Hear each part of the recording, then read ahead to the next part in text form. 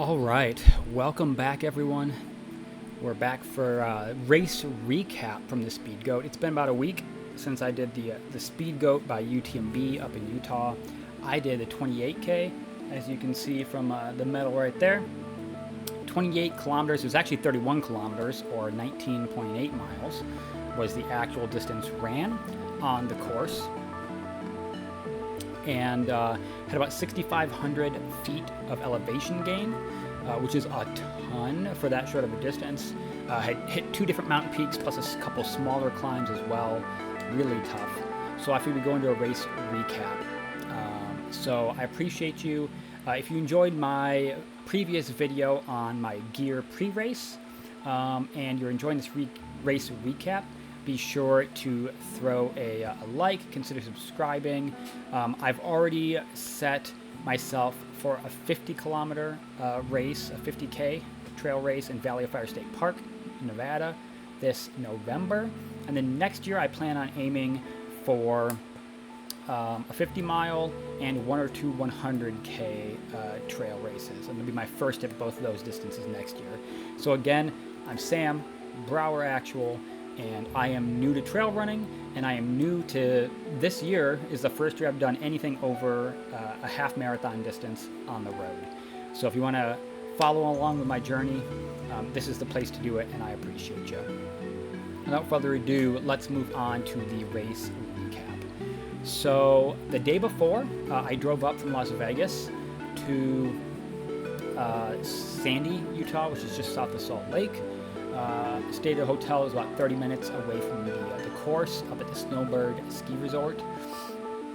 And I went and did packet pickup and then did course recon. So I went from about maybe a quarter to half mile from the start. I went up to about a mile and a half point going uphill, walking, and then went down the last maybe 3/4 of a mile to a mile down to the finish, because that's the point where the course crosses. So that's what I did the day before. Felt pretty good. Did not get a great night's sleep, but that happens sometimes. Y'all saw my pre-race gear, so we'll get on with the recap now. So from the start to aid station 1, there's a lot of downhill as well as some uphill. But we start bombing down a fire road, going downhill. I kind of adjusted my plan to start slow and just kind of went with the flow going down that hill. I went out too hot, no question about it. But I just decided to go with that flow. And then when we took a left turn off the downhill fire road to kind of an uphill windy fire road, I settled into a nice uphill walking pace like I had planned on.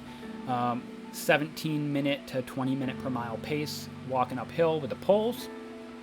So that was good. Brought my heart rate into a zone that was appropriate. And felt pretty good.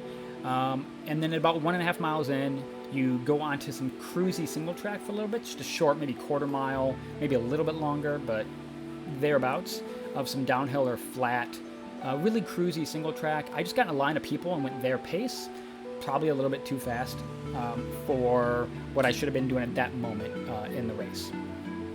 So I just kind of settled on that line and kept it going. We started winding back uphill on some single track, and I just kept the pace of that group, and that's where it definitely became too fast, and I kind of just got my effort jacked up too much. And I followed that pace onto the fire road and up to aid station 1.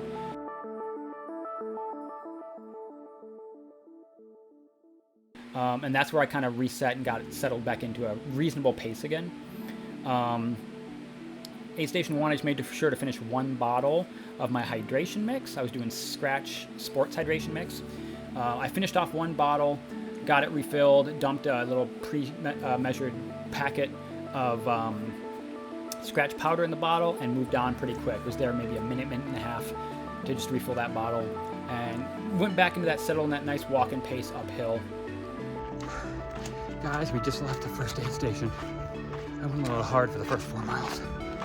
Heart rate's pretty jacked, but look at this beautiful scenery out here.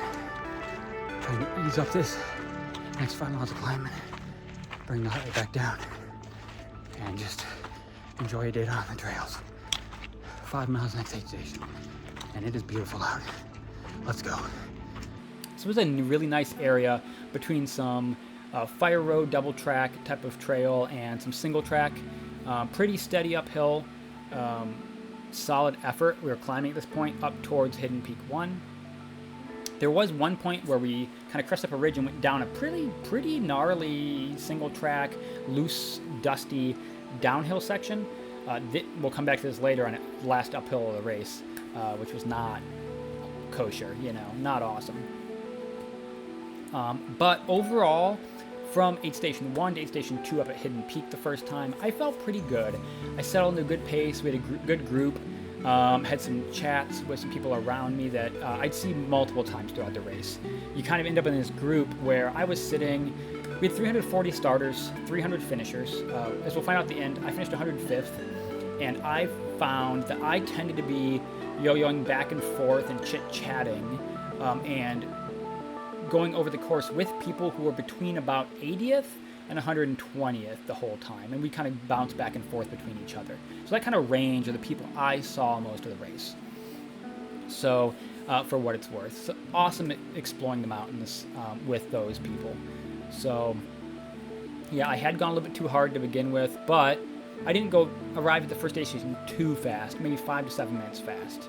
I expected a minute to a minute and 5, or an hour to an hour and 5 minutes probably, and I was there in 57 minutes. So little hot, but not too much. Beautiful views on the climb up to Hidden Peak 1 from aid station 1. We had some nice single track sessions, some fire road sections. We had some kind of loose rock sections that weren't too bad.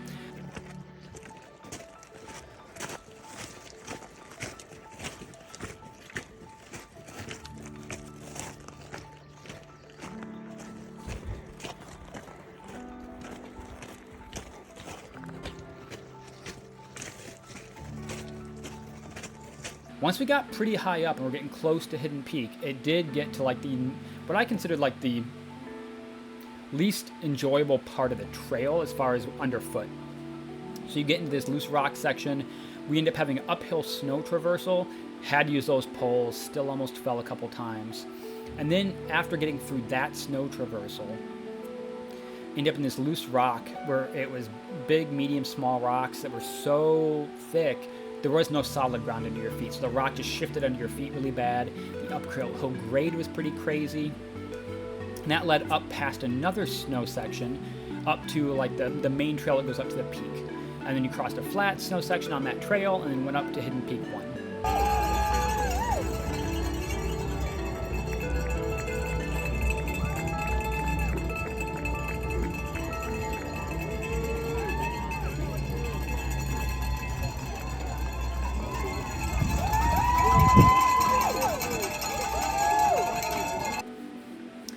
I made sure to finish off a gel on the way up to Hidden Peak 1. The second gel, had the first one also around the first aid station. And finished about 1.5 to 1 2/3 of my bottles of my hydration mix. So here's where my first mistake kind of happened. Once getting into Hidden Peak 1,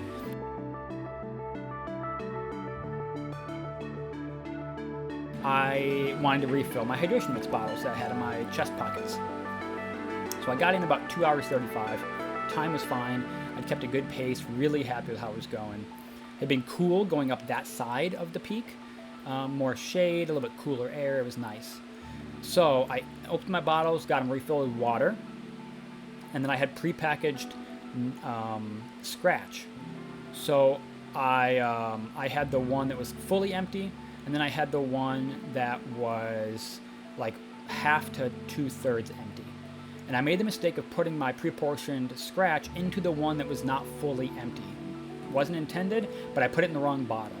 So what happened is getting out of that aid station, I now had a bottle that was really weak because it was just a little bit of remainder flavor with water, and I had one that was overly strong because it had too much. So we bombed down this fire road a little bit, going down from the peak on the other side of the peak, and then went through the tunnel.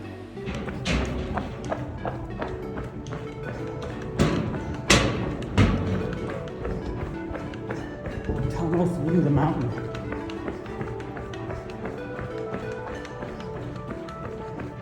How epic.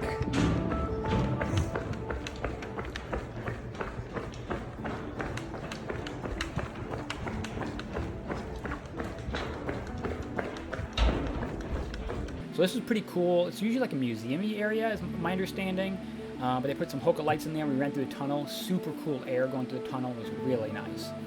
Get through the tunnel, bomb back downhill on this fire road some more. I mean, like, really nice. But when we got to the bottom and switched to single track, we started the second climb up to Hidden Peak.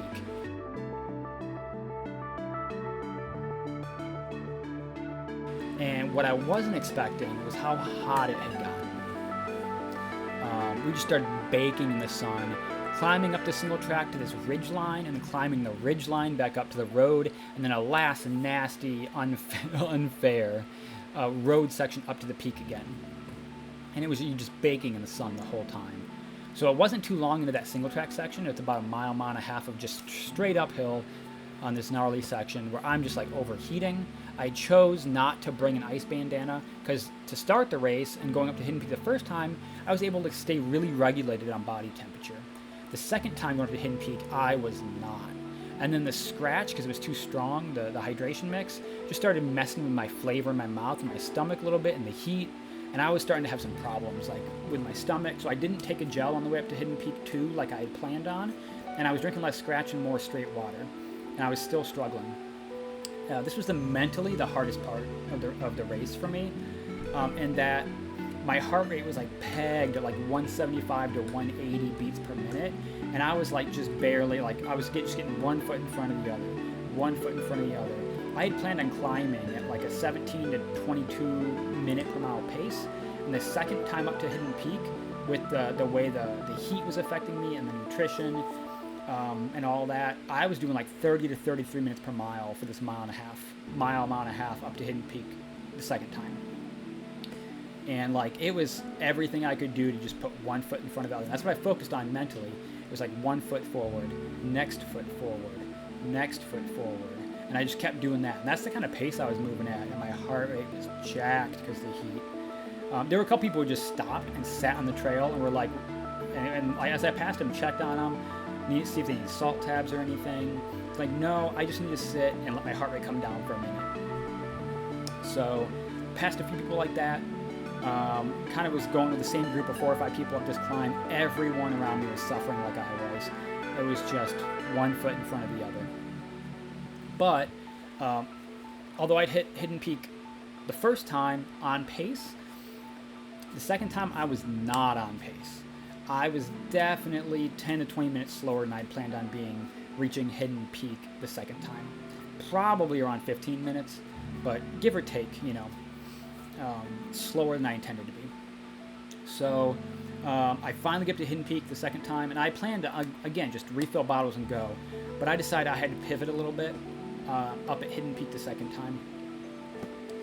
And what I did was I got they had a bucket of really, really ice cold water and the big sponge. I had the volunteers were great for this event. I had the volunteers scrunch it over my neck and on my arm sleeves to kind of just get that cooling capability back that I had been missing for that last like half an hour to 45 minutes that I really needed to cool off and couldn't. So that helped.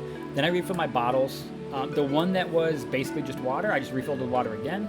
The one that was too strong of scratch, I dumped out half of that bottle and then refilled the other half with just water as well.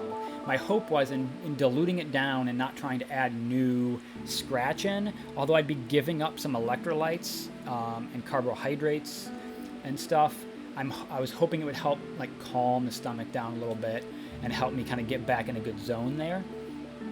I then got my little collapsible cup out, went and got a piece of watermelon. Instead of a gel, because they just hadn't sat good in the heat, I got a piece of watermelon, a cup of Coke, and I decided to sit down, which was not my original plan. Sat down for like 1.5 minutes, ate my watermelon, drank my Coke. Got up, refilled the cup with some water to wash that down, and then I spent maybe a minute or so, half a minute to a minute, looking for my salt tabs. I couldn't remember what pocket I put them in, honestly. And I just decided to go. And I started working my way back downhill again. So I started kind of running downhill, down towards the really nasty rocky section and snow section. On the way down there, I picked my way across this first snow section, and I had to go slow and gingerly down that really loose rock section. I just was not feeling confident the way they were shifting under my feet. Only one guy went bombing past me in that section. Or was it two? One or two guys went bombing past me in that section, but no one else did. Some of the people I had originally been with on the way up the first time probably left the aid station because they were around me again at the peak the second time, a couple minutes earlier than me because I took longer than intended. And then once I got through that really loose rock section, I hit the last snow section, ended up butt sliding my way down primarily. A little bit of foot sliding like you're skiing, and butt sliding my way down that section. And then got down to some nice downhill, cruisy, single track section. I was able to start getting a good pace going in again, and I was feeling pretty good. The water that had been put on my neck and my arm sleeve was keeping me cool, and I felt pretty good. And I kept that going. I kept that vibe going all the way downhill until we got to the last uphill section.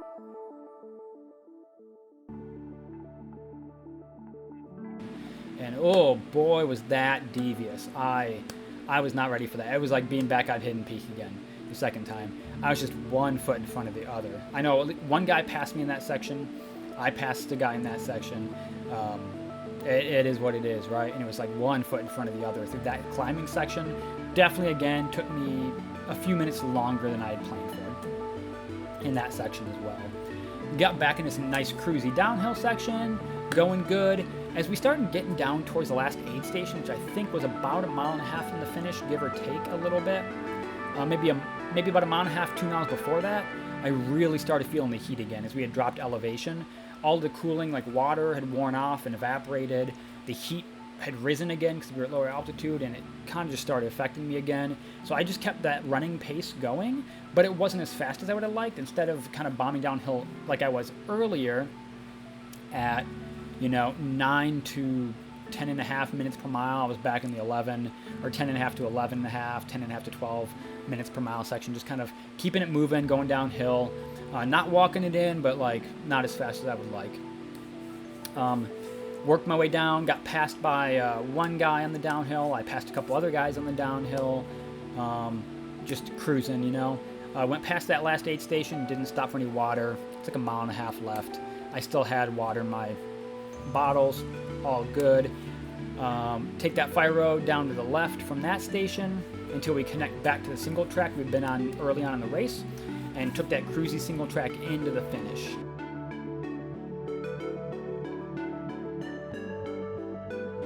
And it felt good to finish. So I finished in 5:15:15. 5 hours, 15 minutes, and 15 seconds.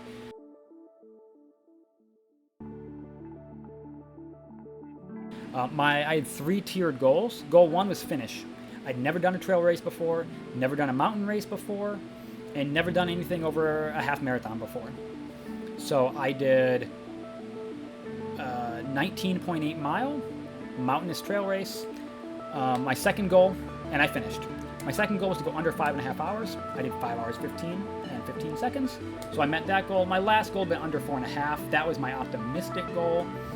I think I would have been much closer to that without some of the issues I had, but I'm not upset about it.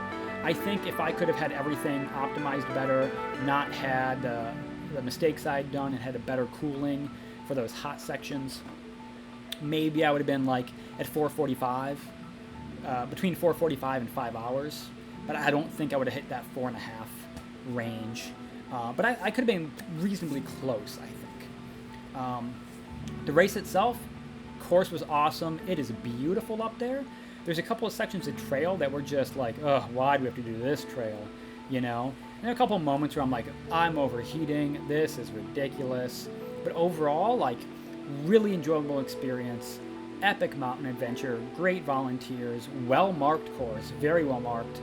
I don't know how anyone would get lost there, honestly. Really enjoyable.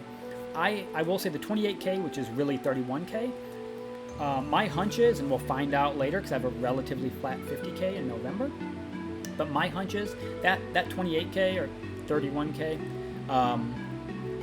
probably leaves you feeling more like you've done a 50k, and And I had a buddy doing the 50K, and he said that the 50K felt more like doing a 50 miler. So for what it's worth, really mountainous terrain, but an epic experience. So that is my recap of the Speedgoat 28k mountain race. I hope you all enjoyed. It's part of the UTMB World Series. I got myself 2 running stones, and I'm going to be working towards eventually earning entry into UTMB and getting into more in the ultra scene. So any questions about anything specific with this race, I would love to hear it. A couple of points I will say is I learned that after 3 hours or so, and if it's super hot, gels, like they're just the normal like honey steamer gels, don't sit as well for me sometimes. I was able to manage my nutrition, but I will say I got done with the race. I went to get a can of ice cold Coke. I put that down, and then I puked out everything I'd had since I got to Hidden Peak the second time. And I couldn't eat for about 2 hours, taking anything but water. I trained with 2 bottles in my chest pockets that were hydration mix, and a bladder with water when I was training. I swapped out the bladder for a 3rd bottle in the pocket that goes through the small of my back in my vest. But because I was so used to this bladder like hose to take water when like eating or when I wanted water instead of hydration mix, I just completely like didn't even like brain farted that bottle in the small of my back, and I never used it. So I was just trying to like drink hydration mix. I was trying to eat and wash it down with hydration mix. I should have just gone with the bladder with the hose, because that's what I'd done in training, is my thought. Or I should have trained with that extra bottle in the small of my back to be used to pulling it out when I want water. But I did not do that, so I should have just gone with the bladder. Don't change it on race day. Big thing there. I'm going to try a new hydration mix, so I have multiple options in case like one thing stops working. Like I said, I got hot, the scratch stopped working. I ordered a couple bags of NAC hydration beverage, so I'm going to try that, so I have other options as well. So that should be a help also. And I'm going to apply some of these lessons learned with cooling in the heat with like a ice like handkerchief or ice thing for ice bandana for on the neck, options like that. I'm going to practice with some different options on those to kind of optimize a little bit better. But overall, I thought it was a great experience. I'm happy with my performance for a first time, especially in the mountains and on that kind of terrain as far as an event goes. Really happy. So any questions, again, leave in the comments below. Please like if you thought this was an interesting video. Subscribe, and let me know if there's anything else you'd be interested in. I will do another pre-race video prior to my 50K in November and a post-race recap. I may do some videos about specifically like the different kinds of gear I like and that I'm using, if anyone's interested in that. So if that interests you, throw that down below. I could do videos on the kind of training I'm doing, that kind of stuff. So let me know if you'd be interested in that as well. I appreciate y'all. Have a great week, and I will catch y'all next time.